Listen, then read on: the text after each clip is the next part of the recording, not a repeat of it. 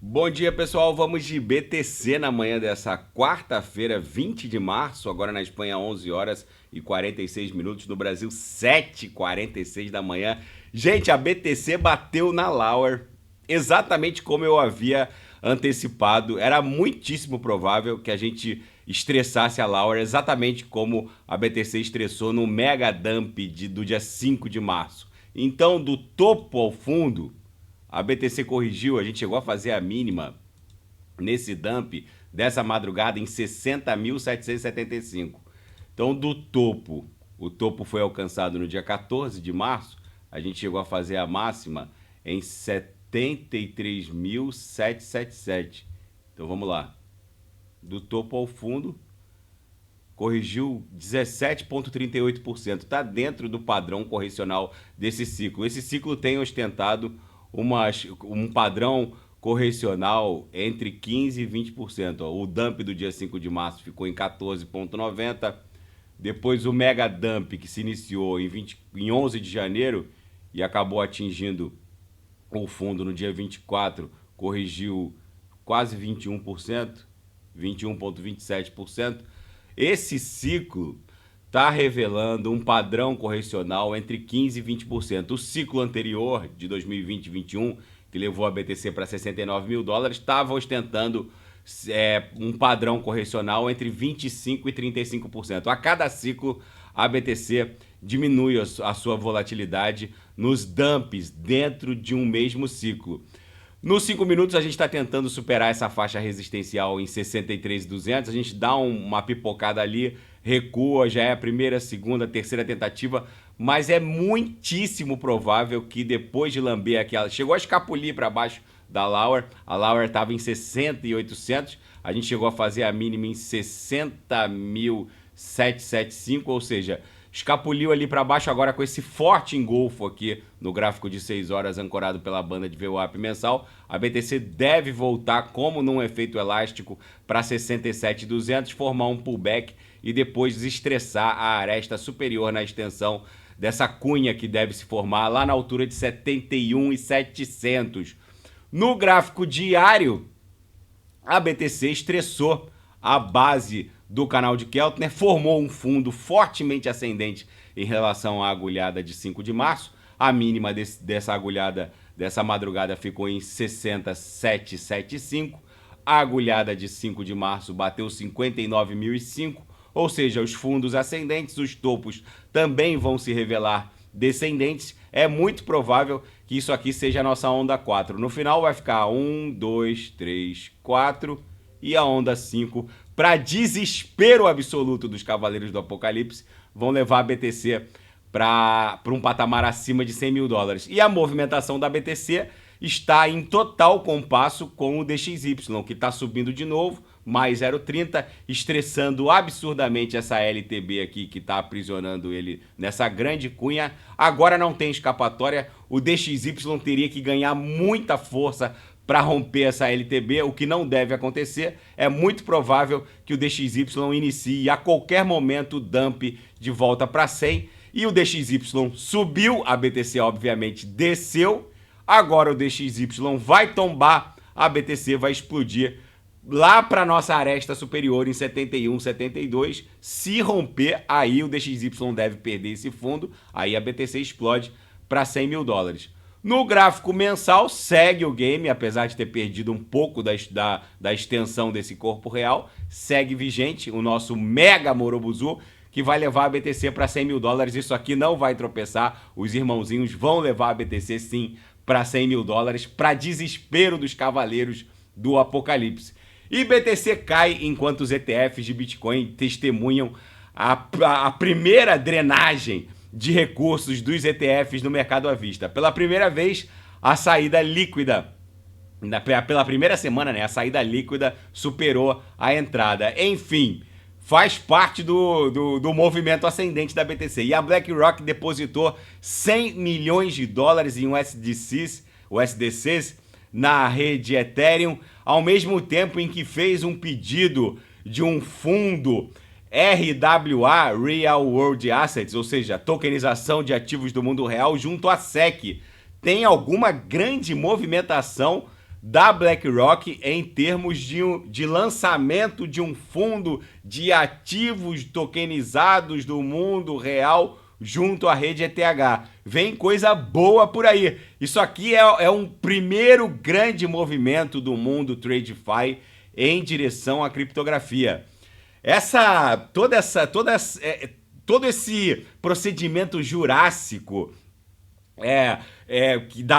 do mundo TradeFi, se o sujeito quer fazer uma operação na B3 ou na Nasdaq, ele fica limitado aos horários de funcionamento da B3, aos horários de funcionamento da Nasdaq. Às vezes o sujeito quer fazer uma operação vendida um pouco mais alavancada, vendendo put, tem que transferir garantia. Aqui no mundo das DeFis isso não existe. Você coloca o seu colateral e faz a operação que quiser, na hora que quiser, gerindo os próprios recursos. Não está aqui no mundo das DeFis, você não está sujeito a bloqueio de varas do trabalho. Aqui tudo acontece on-chain e só quem gere os próprios recursos, que agora vão se valer de ativos tokenizados do mundo real, é o detentor da respectiva private key.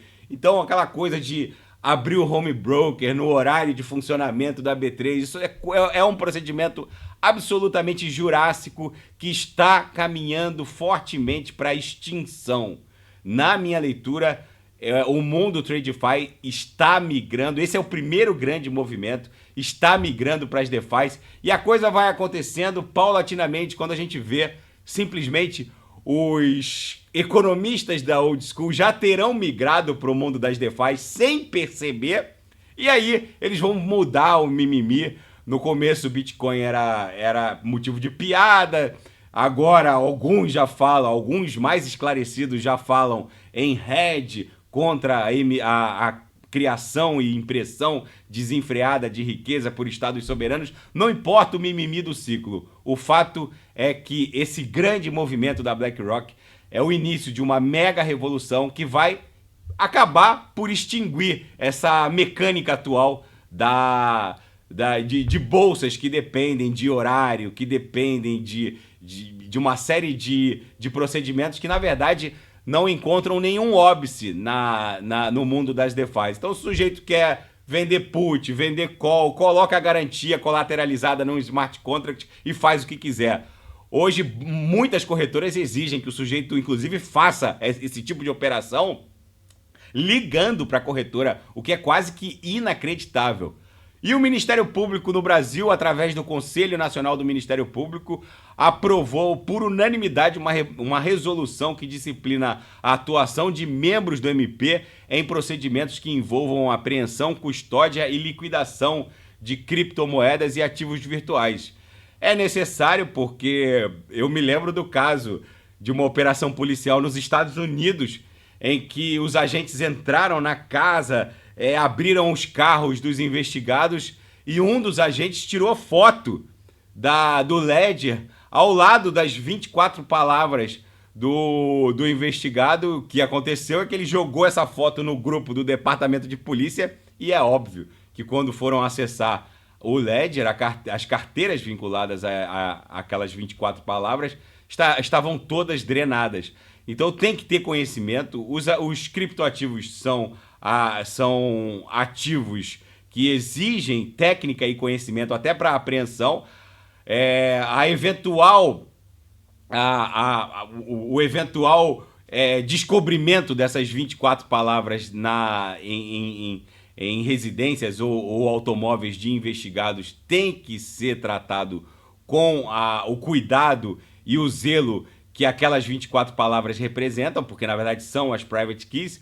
Ou seja, é necessário conhecimento técnico, sim. Se os ativos estiverem em CeFIs, basta promover o bloqueio, como o Bacenjude já faz. Manda a mensagem para a corretora que está custodiando, a corretora faz o bloqueio. Agora, se os ativos estão sob autocustódia, existe todo um procedimento que tem que ser respeitado, como no caso do policial que tirou foto das 24 palavras, o próprio departamento de polícia, que tinha até zelador dentro do grupo, acabou drenando os ativos virtuais. Ou seja, é preciso conhecimento, muito zelo e cuidado, já que o encontro e o descobrimento das 12 ou 24 palavras, dependendo do DEX Wallet usado pelo investigado, pode sim acabar comprometendo esses ativos virtuais, porque quem detém as private keys detém os ativos, obviamente.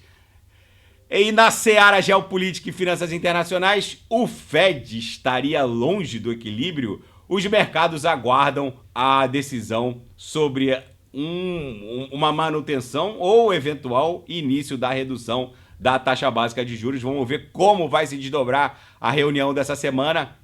E a China lançou um satélite para explorar o lado oculto da Lua. Lembrando que a China e os russos estão num consórcio gigantesco para construir um reator nuclear na Lua até o final dessa década. Isso é muito bom para a BTC, porque impõe uma corrida maluca em direção à Lua.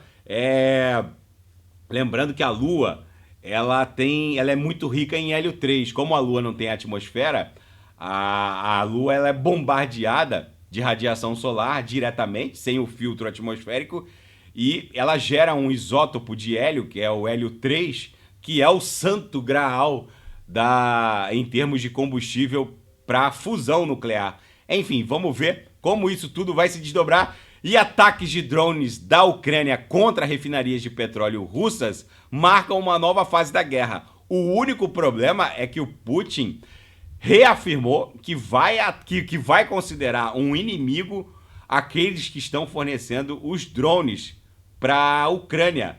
Os drones ucranianos estão sendo fornecidos por uma coalizão liderada pela Lituânia e que tem o apoio da Holanda e da Alemanha. O fato é que esse fornecimento de drones para a Ucrânia, se encontrar... A Lituânia, por exemplo, faz fronteira terrestre com o Oblast russo de Kaliningrado. Se efetivamente o Putin quiser retaliar a coalizão fornecedora desses drones, a Lituânia pertence à OTAN, a Holanda e a Alemanha também, e isso startaria com certeza uma terceira guerra mundial. O que não desmentiria o que ele mesmo já falou, que o mundo estaria muito perto de uma terceira guerra mundial. Foram as palavras do Putin assim que fez o discurso lá de vitória há poucas horas atrás, já que ele confirmou um 5º mandato, e se ele cumprir o 5º mandato, ele vai ser o líder russo mais longevo desde Joseph Stalin. Enfim, gente, o mundo está virado numa hecatombe nuclear. A BTC, muito provavelmente, depois de ter beijado a Lauer da banda de VWAP mensal, deve ter encontrado o seu ponto de inflexão nessa corretiva. Agora a gente deve voltar como num efeito elástico em direção à própria VWAP mensal em 67,174. Daqui a pouco eu volto com ADA, XRP, Polkadot Kusama, a VAX, que voltou para cima de 52, tá namorando os $53. Muita gente boa desembarcou da Solana quando ela perdeu 170, mas agora ela tá voltando forte para um patamar acima de 190. Aqui no RSI estocástico, a BTC também não tinha nem mais para onde cair. Agora isso aqui vai voltar a escalar os quadrantes mais tópicos da métrica. Daqui a pouco eu volto, e quem quiser sugerir é só colocar nas mensagens abaixo. Grande abraço, até daqui a pouco.